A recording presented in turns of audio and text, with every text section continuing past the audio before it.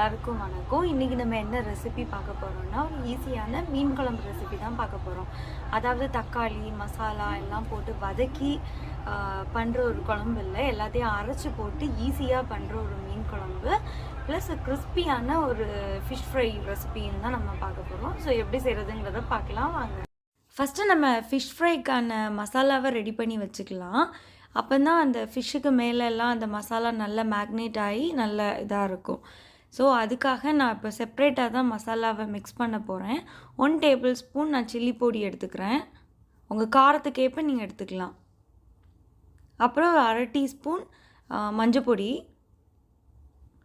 அப்புறம் ஒரு 1 டீஸ்பூன்லேருந்து 1/2 டீஸ்பூன் வரைக்கும் நீங்கள் பெப்பர் ஆட் பண்ணிக்கலாம். அப்புறம் நான் கொஞ்சம் கலர் கொடுக்கறதுக்காக காஷ்மீரி சில்லி பவுடர் ஆப்ஷனல் தான்.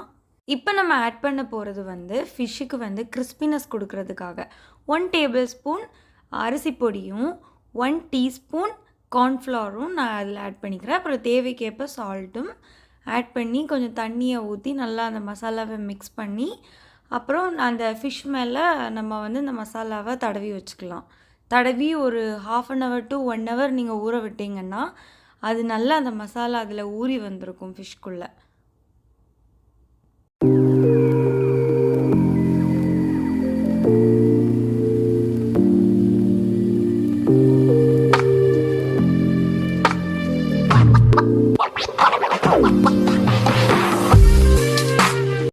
ஃபிஷ் குழம்புக்கான மசாலாவை நம்ம ரெடி பண்ணி வச்சுக்கலாம். அதுக்கு நம்ம ஃபஸ்ட்டு ஒரு 1/2 கப்பு தேங்காவை துருவி எடுத்துக்கலாம். அப்புறம் உங்கள்கிட்ட சின்ன வெங்காயம் இருந்துச்சுன்னா 2 சின்ன வெங்காயம், ஒரு தக்காளி, அப்புறம் 1 டீஸ்பூன் பெப்பர், அப்புறம் 1 டீஸ்பூன் ஜீரகம், காரத்துக்கேற்ப சில்லி பொடி ஆட் பண்ணிக்கோங்க. அப்புறம் கொஞ்சம் மஞ்சள் பொடி, அப்புறம் தனியாத்தூள்.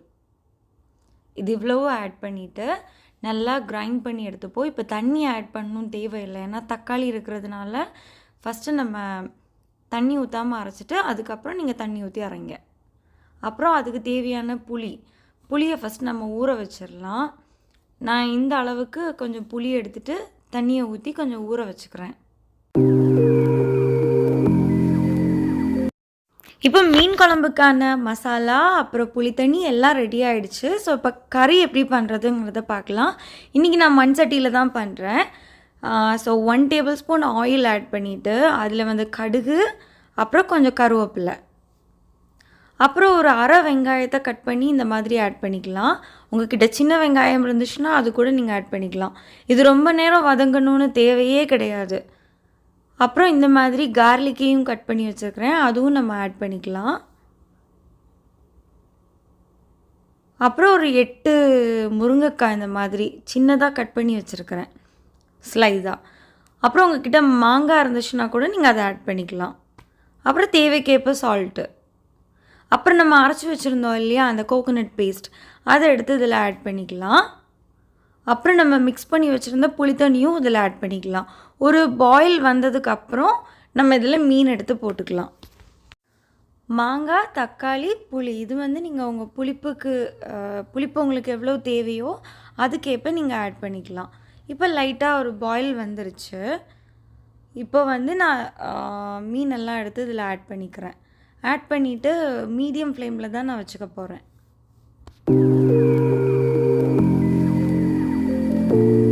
அங்கே மீன் குழம்பு ரெடி ஆகிட்டு இருக்கிற கேப்பில் நம்ம என்ன பண்ணிக்கலாம்னா ஃபிஷ் ஃப்ரை பண்ணி எடுத்துக்கலாம். இந்த மாதிரி ஆயிலை ஊற்றிட்டு அது மேலே கொஞ்சம் கருவேப்பிலையும் வச்சுட்டு அதுக்கப்புறம் நீங்கள் ஃபிஷ்ஷை போட்டு ஃப்ரை பண்ணி எடுத்துக்கலாம்.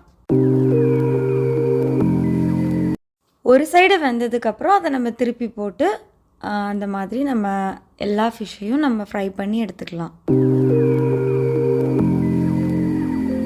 பார்த்திங்கன்னா நம்ம மீன் குழம்பும் நல்லா ரெடி ஆகிடுச்சு, மீனும் நல்லா வெந்துருச்சு, முருங்கைக்காவும் நல்லா வெந்துருச்சு. ஸோ இனி நம்ம அடுப்பை ஆஃப் பண்ணிவிட்டு இது மேலே கொஞ்சம் ஃப்ரெஷ்ஷான கருவேப்பிலையை தூவி விட்டுக்கலாம். அதுக்கப்புறம் நம்ம லிடை க்ளோஸ் பண்ணி வச்சுக்கலாம்.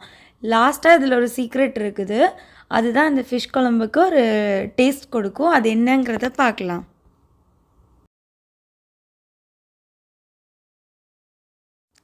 இந்த சைடு பார்த்தீங்கன்னா ஃபிஷ் ஃப்ரையும் 2 சைடுமே நல்லா வெந்துருச்சு.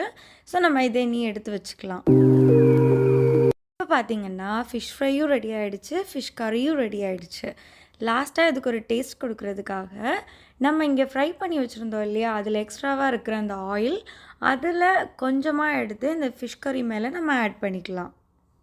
ஸ்டார்டிங்கே 1 டேபிள் ஸ்பூன் தானே ஆட் பண்ணோம், இப்போ லைட்டாக ஆட் பண்ணிக்கலாம். கண்டிப்பாக இந்த மீன் குழம்பையும் இந்த மீன் ஃப்ரையும் ட்ரை பண்ணி பாருங்கள். பிடிச்சிருந்துச்சதுன்னா லைக் பண்ணுங்கள், ஷேர் பண்ணுங்கள். இன்னுமே இந்த சேனலை நீங்கள் சப்ஸ்கிரைப் பண்ணாட்டி கண்டிப்பாக சப்ஸ்கிரைப் பண்ணிக்கோங்க. பக்கத்தில் இருக்கிற பெல் ஐக்கானையும் கிளிக் பண்ணிக்கோங்க. அப்போ தான் நான் எப்பப்போ வீடியோ அப்லோட் பண்ணுறேனோ அப்போல்லாம் உங்கள் நோட்டிஃபிகேஷனில் வரும். தேங்க்யூ.